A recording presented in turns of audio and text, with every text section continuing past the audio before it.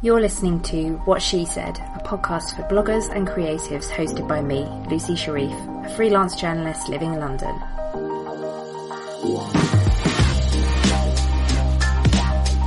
Each week I interview different women in blogging and the online world, getting their best blogging tips and advice, and a little bit of gossip too.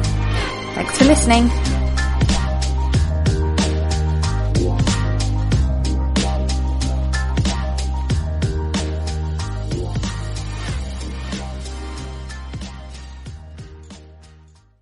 Hello and welcome to another episode of What She Said.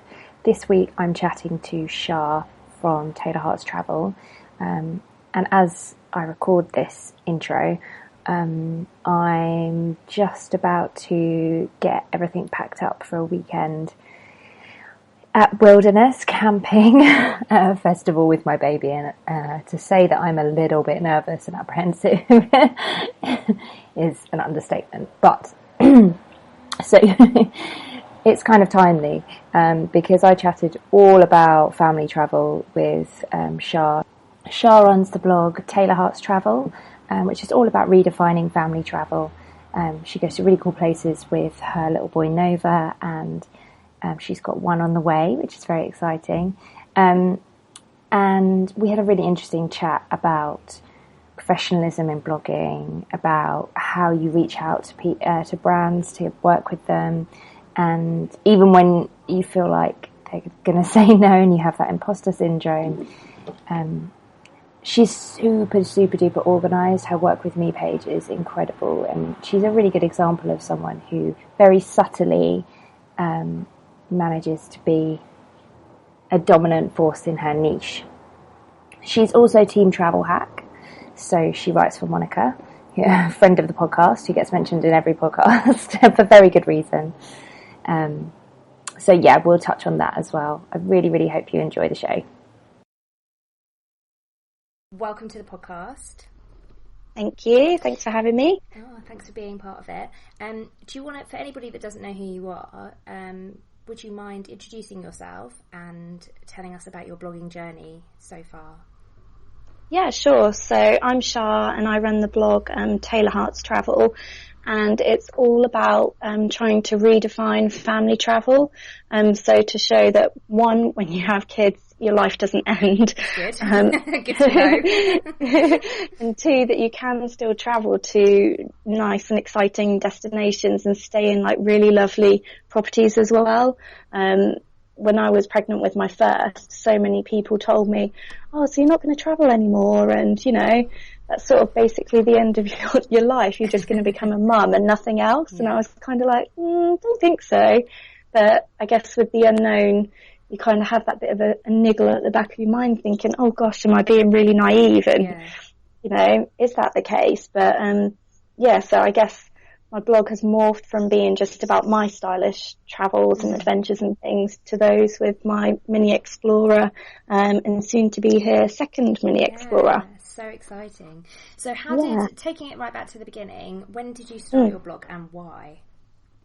So I started it, I can't even remember the year. I think I've been blogging for about 3 or 4 years now. And I've always liked travel. I did a sort of backpacking around the world, sort of cliche trip that everyone else seems to do.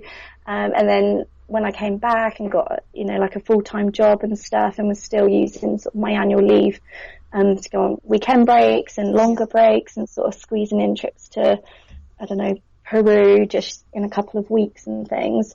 And my friends and people just used to ask me for recommendations all the time, and, you know, and wanted my advice when they were booking their own trip. And I just thought, oh, actually, I could probably just put this all on a website, use it as a place to do a bit of writing, which I enjoyed anyway, and to share my travels and photos and things and sort of point people to that. And I guess because you can start a blog so easily, there was no risk. I didn't have to give up my job and my pay and everything just to do something that I enjoyed. I could do it as well. I could do it on the side. So it slotted in quite nicely, and it just sort of snowballed from there, really. So when you say it snowballed, so I'll interject at this point and say that Char is a member of Team Travel Hack. Oh yeah. But when you say it snowballed, when did things go from just a hobby blog to being more than just a hobby blog? I can't remember the exact point, but it was quite early on. I remember I pitched to this like spa, like this really nice place, a hotel in the Cotswolds. And I sort of sent the email on a whim, and I ummed and ahed for ages, and I was like, oh my gosh, can I send this? Can I pitch to somebody? Like, I had no idea, like, hadn't done anything like that before, and it's really different to my day job as well. And I was like, oh, do you know what? I'm just going to send it. And they came back and they were like, yeah, we'd love to host you and work together. And I went and stayed there and did a review and a write-up and things.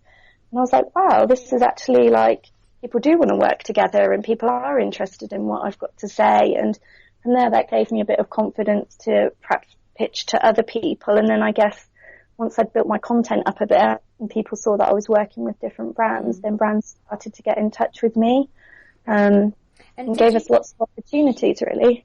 So at what point did you create a media kit? And because you've got a really good Work With Me page, it's really thanks. comprehensive and it's really good. I'll link it obviously in the show notes, but it's a great example of a simple, to the point, coherent Work With Me page, I would say. Thanks. When did you kind of create that media kit, and how did you do it? What did you decide to put in it, etc., etc.? Because I hear people worrying about that a lot. Yeah, I mean, my day job is an executive assistant, so kind of like a PA, so I'm super organised anyway. It's just a part of me, and I guess it's my own blog, and so I like having everything neat and organised, and I don't know, I'm a bit forgetful as well though, so it's nice to have a page where I can just, every time I do something, add a new achievement or add a new collaboration on there as a kind of a way to keep track of it all for me, as well as showcasing what I do.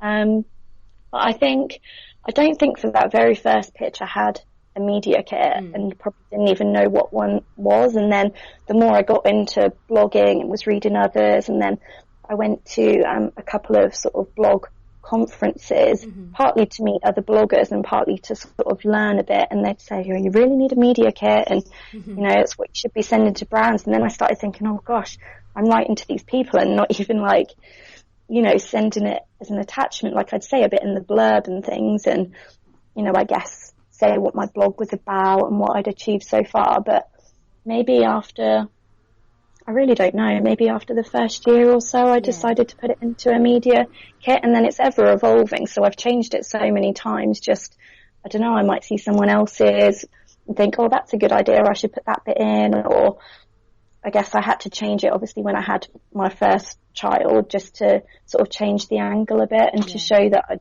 be then blogging about stylish family travel.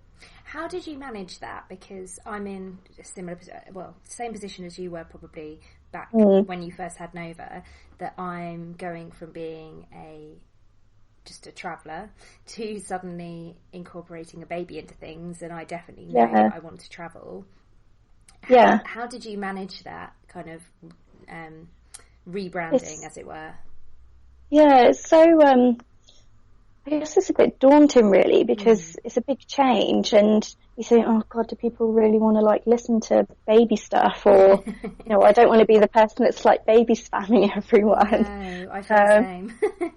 But then I was like, this is silly. Like, I want to travel with Nova, and, you know, there are gonna be times when I travel without him, and there have been, but predominantly my focus, and I don't know, everyone always says you should have a niche, although I hate that word, and like a set focus. But I was like, in a way, family travel does allow me that, and you know, I get to do what I want to do and still write about it. And I had a look on other blogs, and I couldn't really see anyone that was doing the same sort of thing. And I don't know, I guess you can only really be authentic to yourself and do and write about what you enjoy and things that you're doing. So it was just kind of a natural thing, but it was a bit nerve-wracking, you know, like, oh my gosh, am I really going to do this? Am I going to change my little bio and Twitter bio bit and things like that? It's scary, go with it.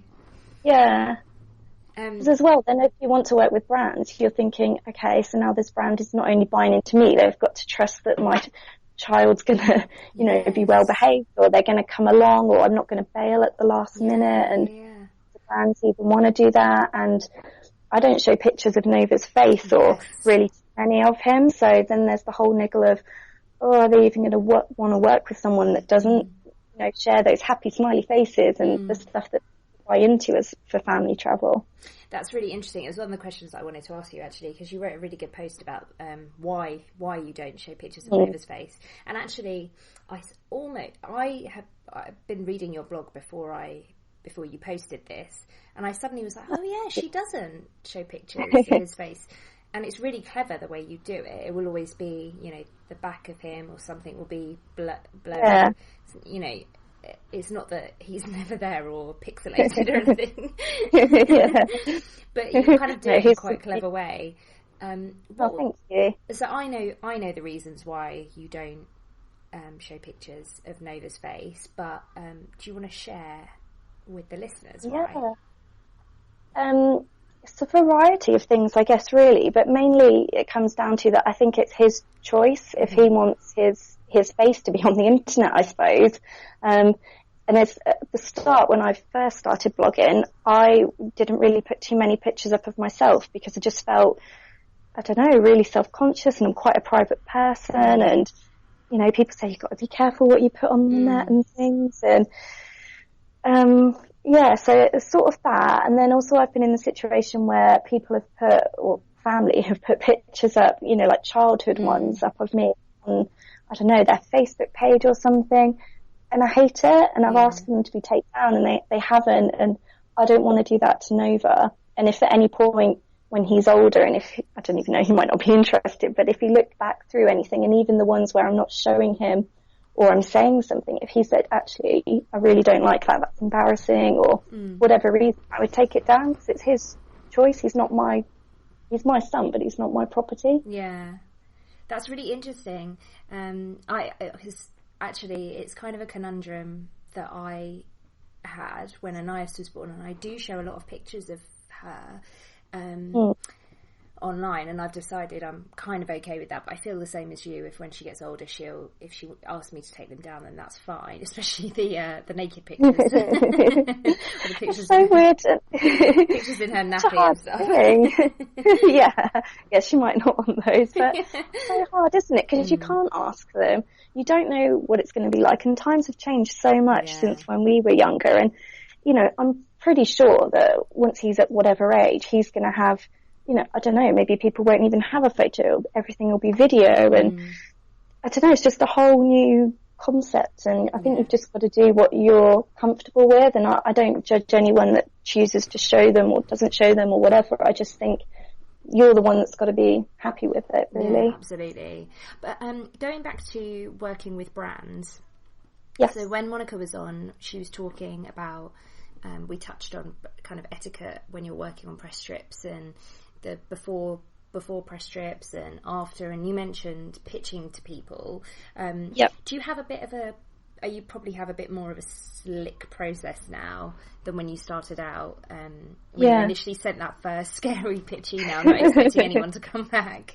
How do you go about it?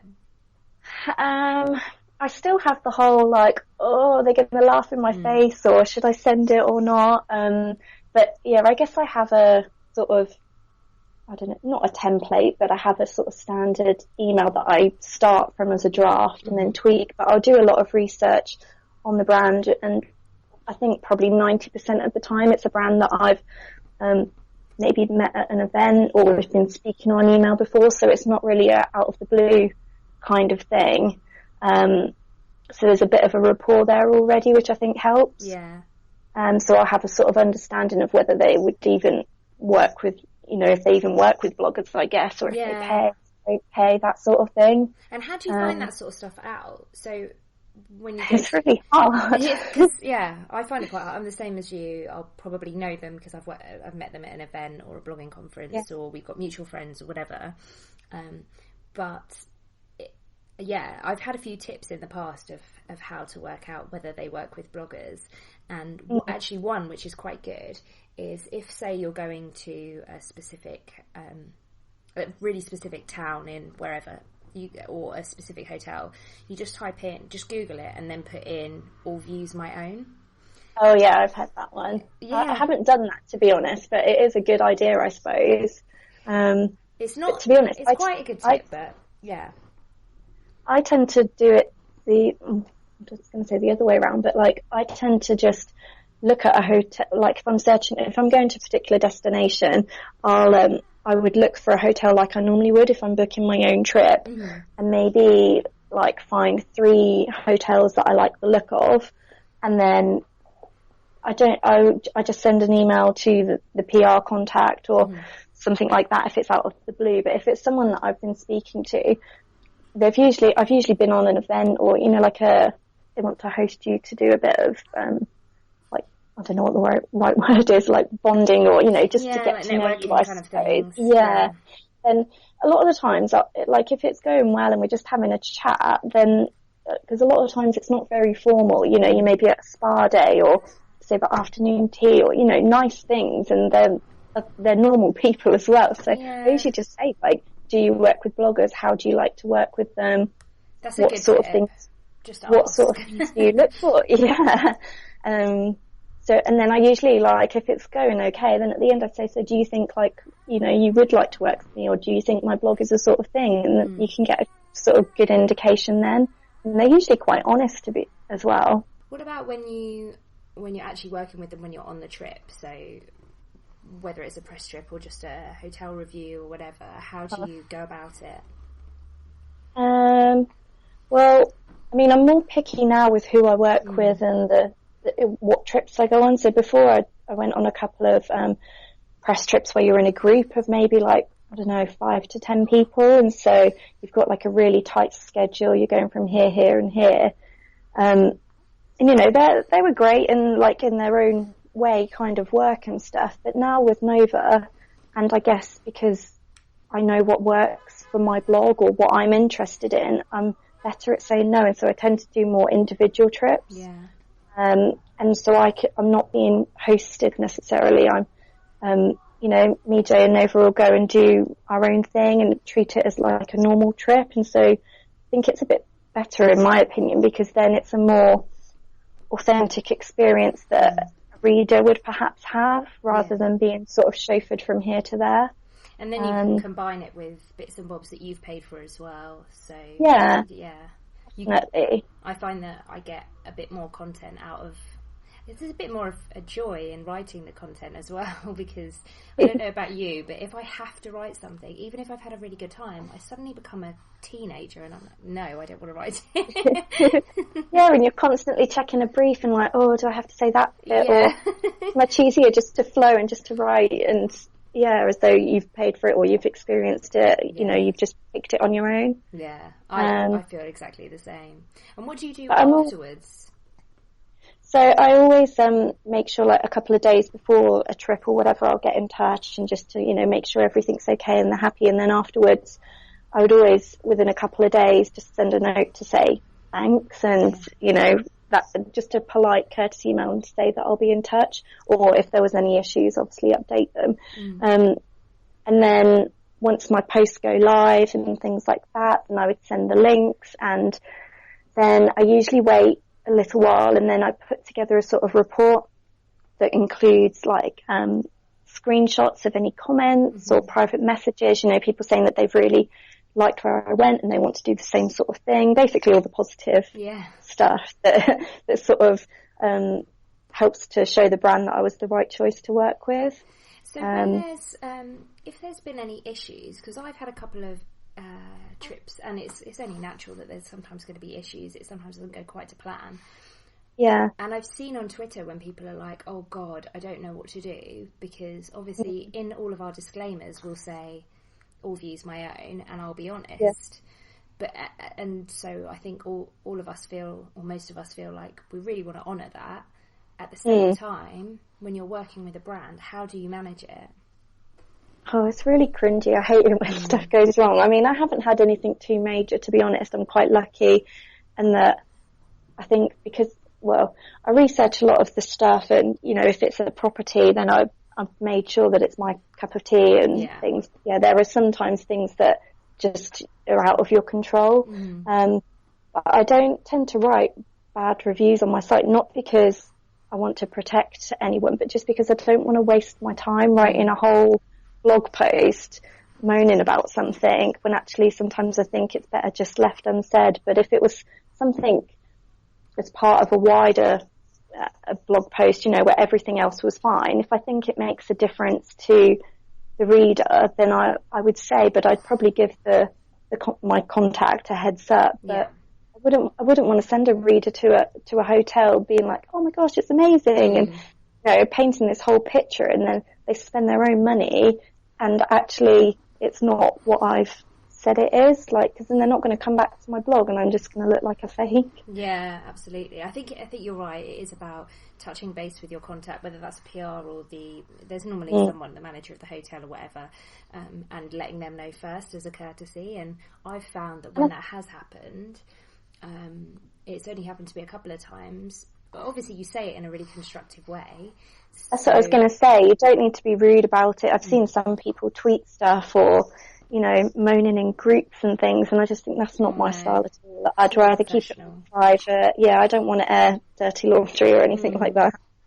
Yeah, absolutely. And you want to work with people again, and also that person may move on to another hotel that you want to work for, and exactly, you want to keep your reputation.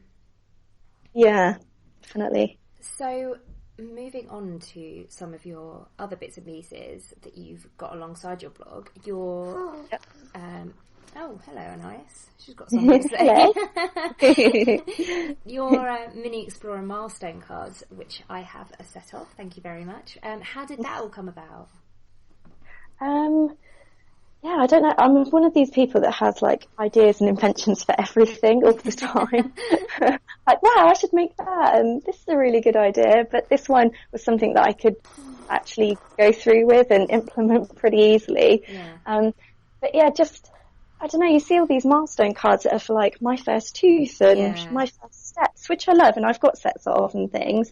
But I was like, to me though, because I love to travel so much, they're and I knew I was going to take Nova on lots of trips during maternity leave. So I was like, these are the things that I want to capture, and I don't know if you're finding it yet, but stuff just blurs into one for me. So I'll be like, oh my gosh, Nova has done this, I'm going to remember it forever. And then 2 months later, I'm like, what age did he do that? Or where were we? So I kind of thought this, the milestone cards, they're basically photo props saying my first dip in the sea, or my first passport, my first flight. And then you can sort of prop that up with the baby or toddler and then take a picture. And so you've obviously got that memory to treasure, but then you can also turn the card over, and on the back it's like a postcard, so you can write down the where and the why if you want to, and then put it in a memory box or post it to somebody and things. So it's such a good idea. I thought it was. Yeah, I love it. Whether anyone else loves travelling with kids as much, I don't know, but yeah.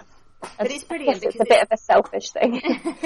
It is brilliant because it's not just for the hardcore traveller, because there's stuff you could do a lot of it if you were just staying within the country, just your first trip to the beach, or obviously not my first passport, train ride. You don't. It's not all. Obviously, there's first long haul flight and first flight in general, but you don't have to be. It's not like my first trip to the Taj Mahal, and it's accessible. That's the second edition. Oh yeah, you should have one. The hardcore Mini Explorer milestone cards. So, yeah. Sorry, go on. I was just going to say, I can't wait to use them because I made them once I'd had Nova, and we'd been on quite a few trips already. So with the second one, I'm like, oh, where can I go? And going to get to actually use them with my own child, which will be nice. Yeah, that'd be super exciting. And you'll have a set of photos, won't you? Because you'll have the just a normal family photo, and then also a more creative one where you don't show the face. Yeah, it's not showing Nova's face on my blog, to be honest, because it does mean you have to double up on all the pictures. So obviously I've got my own collection, his little toothy smile and things, but then I'm like, oh no, if I'm going to blog about this, I need to take another one. It's good though. I think it probably keeps you on your toes a little bit, because it's easy to be... I find it's quite easy to be lazy with the pictures. I mean, I certainly am. I'll use the same pictures over and over again, but actually if you have to take pictures a certain way for the blog post, it makes you be a bit more creative, doesn't it? Well, definitely now. When he was younger and he's just a baby, they just sleep and you can just pick them up and, it's a lot easier. But now he's like on the move, and even getting him to stand still just for a regular picture is like, it's like impossible, I think. So, yeah, definitely got my work cut out. So going back to your blogging journey and kind of how you started growing, and we've already mentioned that you write for Monica and Team Travel Hack. Yeah. What did you find were kind of the biggest growth game changers for your blog? I guess being on the Travel Hack is amazing because it's such a huge blog and one that I'd followed for since I started blogging, really. Yeah. I'd met Monica at a couple of events, and she's really lovely, just as lovely as she seems on her blog. Yeah, she's so nice. Yeah, so I'd sort of chatted to her, and then she put up, I think she called for people to do to write a blog post on a particular destination, like a travel guide. Mm-hmm. I was like, I'd just been to San Francisco, so I wrote one of those and submitted it and didn't know if it would, make the cut sort of thing. And that went ahead. And then not too long after that, she put a blog post up saying that she was looking for a team. And so I just thought, I don't know whether to or not, and kind of did that, and that's how that bit came about. And that obviously helps my blog and good with, can use that as a way to share my family travel as well, and to hopefully inspire other people to travel with their children. Yeah. And then I guess I had a big spike when I worked with the airline KLM. Mm-hmm. I partnered up with them for a trip to Canada when Nova, I think he was 6 months old, and with my husband as well, and we went to Edmonton and to Jasper National Park. And we had such an amazing time. I fell in love with that place, and it was just so, so good. And so I think that came out in my writing, when I was writing about the places. And the Edmonton one did really well with the locals there, and they were all sharing it and commenting. I think it's got over 60 comments on the one blog post of people being like, yeah, I love my hometown too, and sharing their sort of insights. And KLM also were really good to work with in that they shared my content on their social media channels as well. They've got crazy numbers, so that was a really good time for the blog. Oh wow, that's brilliant. You've touched on something there.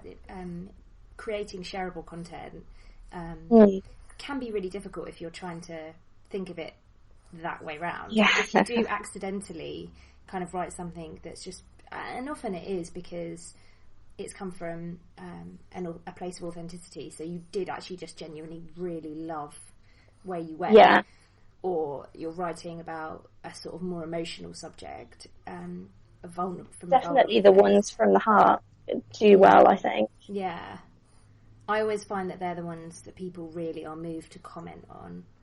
And I would always say to other bloggers, if you're stuck for something to write, or you're worried about getting gritty and real, just do it, because you just won't regret it.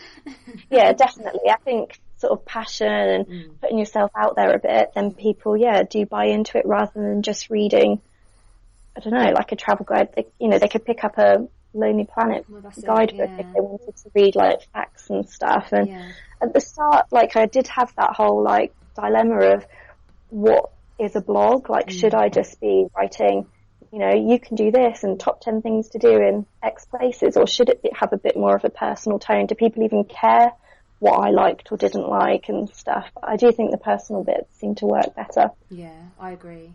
And so I was reading one of your posts, I can't remember what it was kind of recently, and you were talking about travel, but I can't remember the title. I'll find it and link it in the show notes, but you were talking about travel blogging, and just, I think maybe it was an old one, it was a couple of years ago, I think, and just what it meant for you now, and you'd had a bit of a time. Was it the death of travel blogging or something? Yeah, that one. I think that was one of the first posts I wrote after I had Nova, so before I'd had all this time to do what I wanted with my blog, and, you know, could spend all my evenings, all my weekends, and spend all this time fretting and analysing and, I don't know, trying to follow all these guides that tell you how to have a great blog and stuff. And I think when you have, or at least when I had Nova, time is so precious, and, you know, I don't get to blog all the time, and because I'm looking after him, which is fine, like I love that and stuff, but it just made me be a bit more like, actually, I'm going to write what I want to write and not worry how many likes or comments it's going to get, and just because I want to, I don't know, put pen to paper, but it's not really right. The metaphorical pen to paper. Yeah.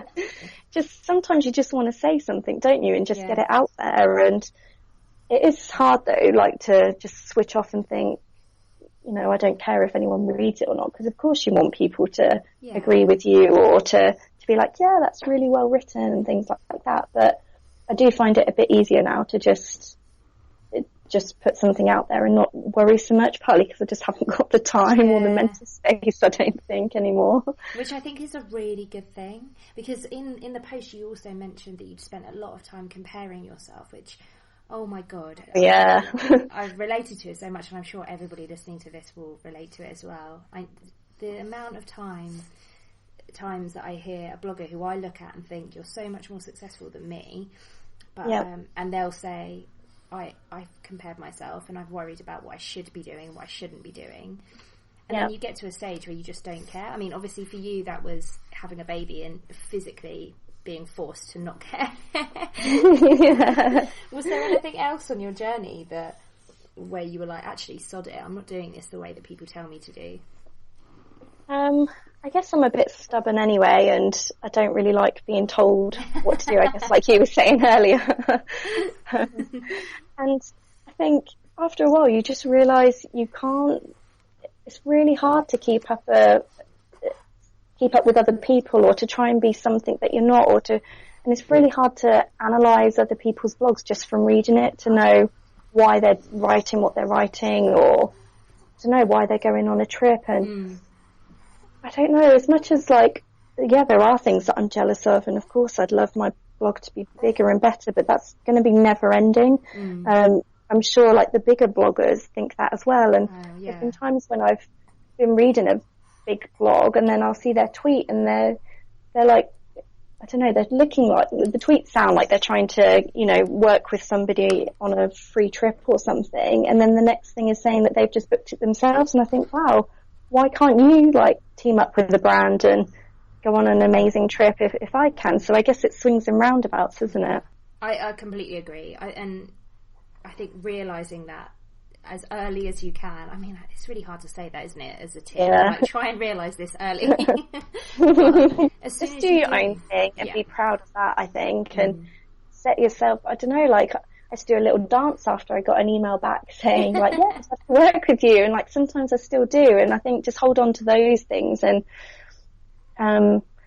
I guess I'm quite lucky in that my husband keeps me in check as well. He'll be like, why are you moaning about that when like you've just done X, X and X, or you wouldn't even want to do that trip anyway, or you wouldn't want to do that sort of thing. So he's good for a quick slap on the face, so to speak, to be like, stop moaning. I think that's two really good bits of advice. Celebrate every win, however small, even if you think it's tiny, that you've emailed your local a local B&B that you didn't think would ever work with you, and they have, or even if it's just a little restaurant review, whatever, like, if that matters to you, then celebrate it 100%. Definitely.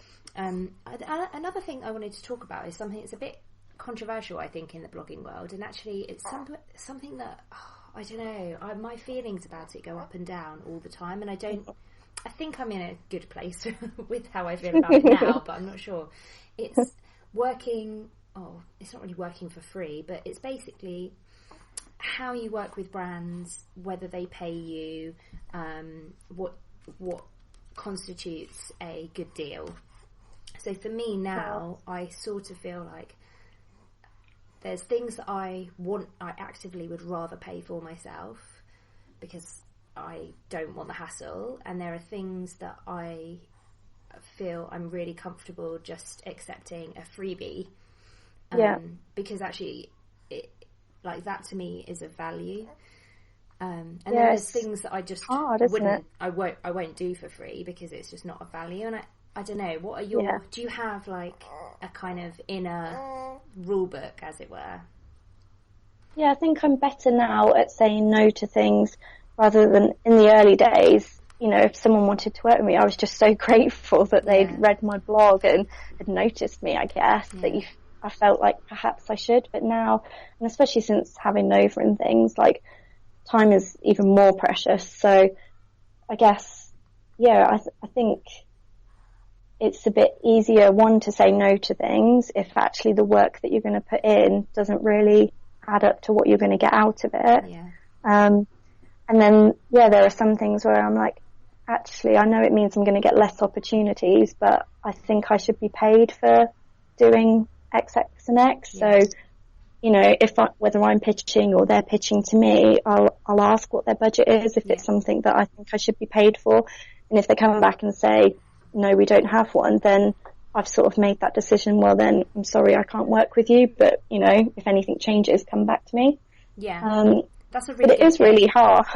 It is hard when you get a really nice, exciting invitation to some far-flung destination and you really want to go. But I don't know, I guess now I think, especially when it's a family trip, I'd much rather just pay for it myself and not feel like I have to work on it and just enjoy it as a family, you know, save up the money and go on our own accord. Yeah.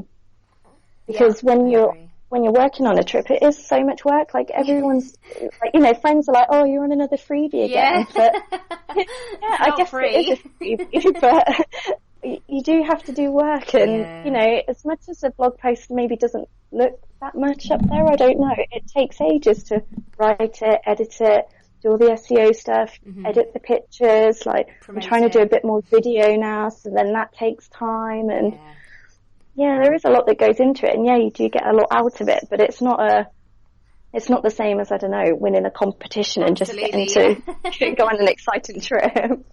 This is when it's better to be a journalist on a free trip, because it is easier. Yeah, I guess so. It's a lot harder when you're a blogger, because also there's social media as well that you have to do. What's your... Isn't it? It's never ending. What's your favourite type of social media to use as a blogger? I'm really liking Instagram at the moment, and like the Insta stories and things, but I have the whole struggle of, because my blog and my whole profile is about family travel, that when I'm not travelling, trying to still be on those channels and not just being like, oh, I'm doing the washing now, or, you know, boring things like that. But then I watch other people's and they're doing things like that, and some of those, I don't know, I just buy into the person and I like watching them, so I've got that whole dilemma at the minute. But I'd probably say show yourself more, Char. I love it when you pop up on Instagram stories. Oh, thanks. I think that's another really good point. What happens when you're not travelling and you're a travel blogger, because both of us are not full-time travel bloggers, and we're also not full-time travellers because of, and especially when you're having a baby, like, I'm not allowed to fly anymore, of course, so kind of, you know. But I mean, I can show like UK stuff, but it's not like every single week I'm travelling, so it does. I guess you have to get a bit more creative, really. Yeah, definitely. I think that's a really good point to end it on. So, where can everybody find you online? So my blog is taylorhartstravel.com, and then if you search that or go from my blog there, you'll find all my Twitter and Facebook and things like that, but it's just Taylor Harts Travel. Thanks for listening to What She Said. And if you like this episode or any of the other episodes, please think about giving me a lovely rating on iTunes. I really appreciate it. If you want to connect with me, head over to my blog, wanderloose.com, or hit me up on Twitter, Instagram, or Pinterest, where I'm at wanderlooseblog.